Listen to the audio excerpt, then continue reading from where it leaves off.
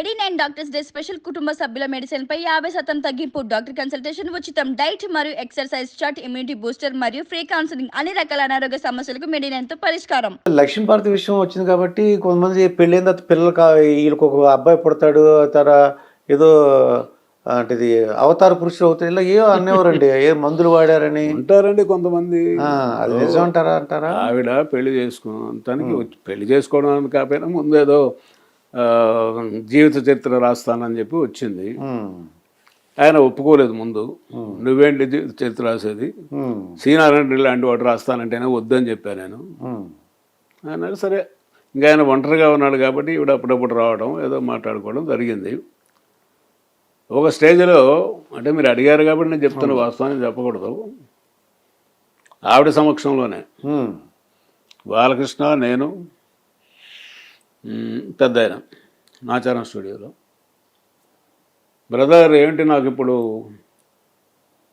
Mental companionship రావాలి, ఈ వయసులో నాకు కోరికలు ఏముండవు కదా, ఓకే నేను ఏమైనా పెళ్లి చేసుకోవాలనుకుంటున్నా అని చెప్పేశాడు ఆయన. చెప్పేశాడు మాకు నాచారం స్టూడియో కూడా చెప్తున్నా కదా.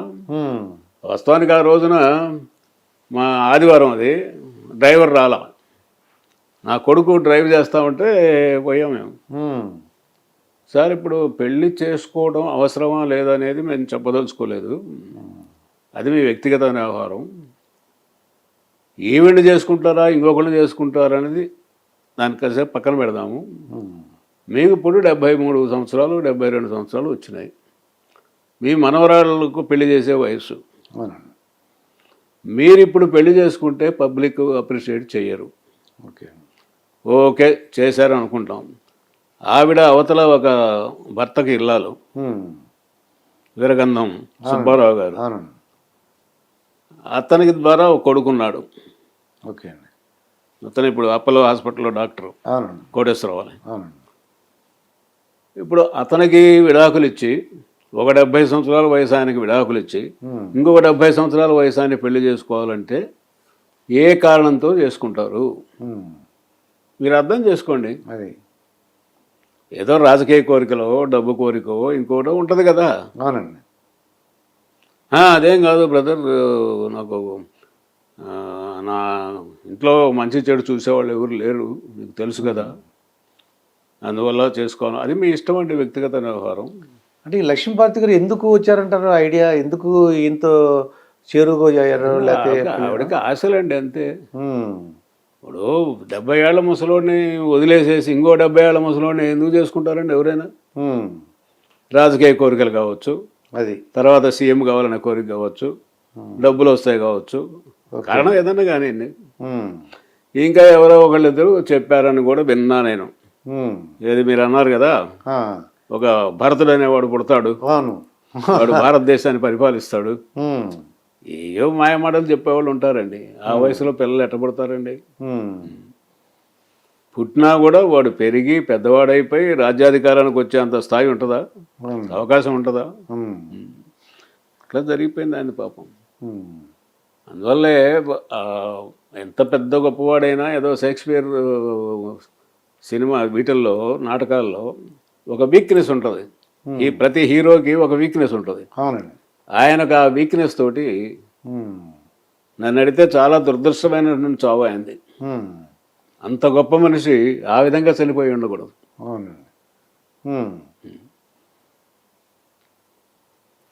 విధివ్రాత అది. అయితే ఈ పెద్దలుడు ఒక ఆయన ఉన్నారండి, ఆయన ఎక్కువగా ఫీల్డ్లో ఉండేవారు కదండి. చంద్రబాబు నాయుడు గారు ఎక్కువగా ఉండేవారు. అంటే ఆయన డాక్టర్ వెంకటేశ్వరరావు, ఆయనది ఒక టైప్ అండి.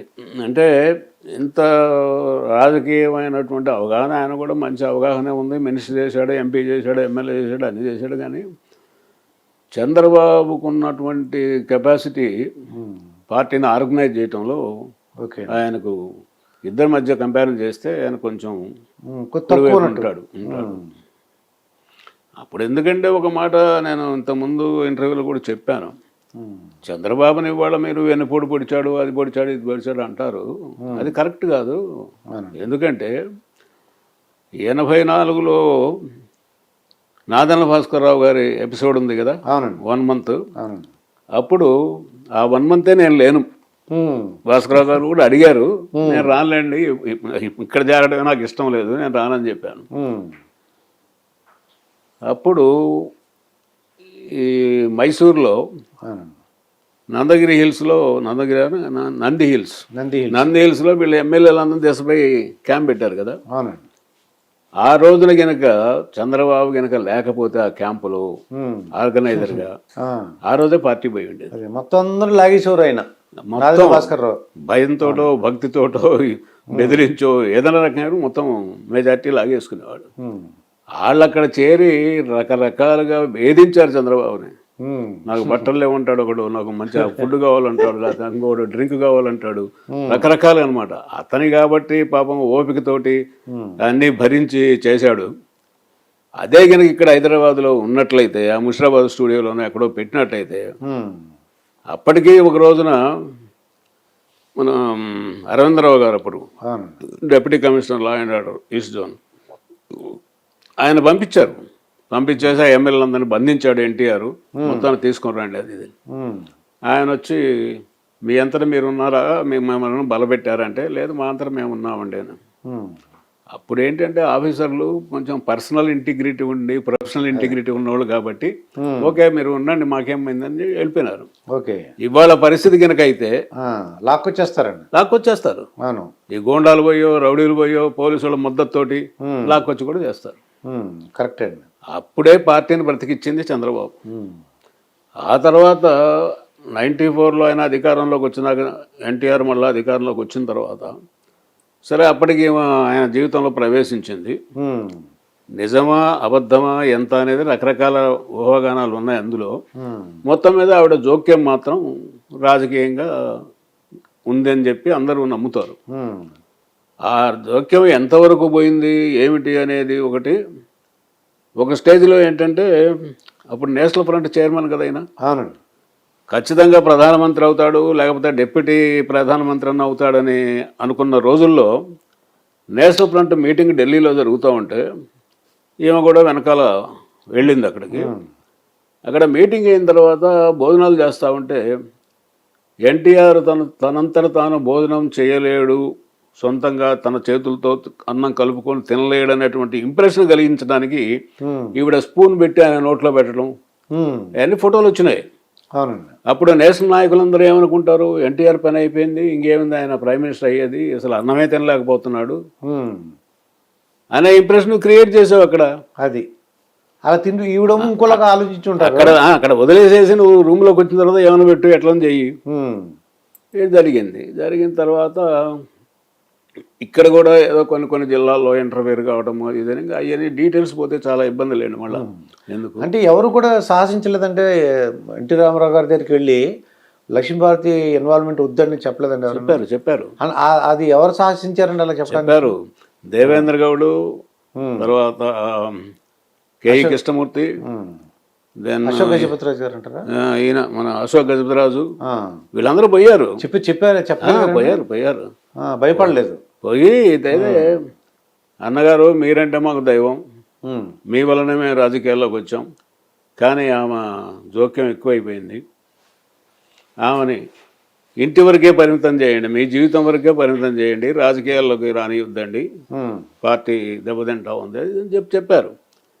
చెప్తే ఆయన చెప్పాను కదా నేను, ఆయన మొండి మనిషి కదా, ఒకసారి నిర్ణయం తీసుకుంటే నా భార్య జోక్యం చేసుకుంటే మీరేంటి అడ్డుకునేది, మీరెవరు అడ్డుకోవటానికి, లక్ష్మీపార్వతి నా భార్య, నాతో పాటు రాజకీయాల్లో కూడా పాల్గొంటుందన్నట్టుగా మాట్లాడాడు. దాంతో వీళ్ళు ఇంకా లాభం లేదురా, ఇంకా అప్పుడు వీళ్ళని సస్పెండ్ చేయాలని కూడా ప్రయత్నం చేశాడు పార్టీ నుంచి. ఆ స్థితిలో అప్పుడు 163 మంది ఎమ్మెల్యేలు ఉండేవాళ్ళు ఈ గ్రూపులో, చంద్రబాబు గ్రూప్లో. వాళ్ళందరూ సమావేశమై మీరు ఒప్పుకుంటారా ఎన్టీఆర్ని పార్టీ అధ్యక్షుడిని తొలగించేసి మీరు పార్టీ అధ్యక్షుడు అయ్యి సీఎం అవుతారా, లేకపోతే మేము అశోక్ గజపతిరాజుని ఎన్నుకుంటాం అని ఒత్తిడి పెట్టారు. ఇప్పుడు మిగతా వాళ్ళు ఏమంటారంటే వెన్నుపోటు రాజకీయం అంటారు. ఈ ప్రత్యర్థులు మాట్లాడే పిచ్చి మాటలండి అవన్నీ. వాళ్ళ పార్టీలో నాయకుడిని మార్చుకున్నారండి, అందులో వెన్నుపోటు ఏందండి నాకు అర్థం కాదు. అది అంటే ఎన్టీ రామారావు గారి వల్ల ఈ పార్టీ వచ్చింది, నేను కావచ్చు. ఆయన పక్కన పెట్టేశారు. కావచ్చు.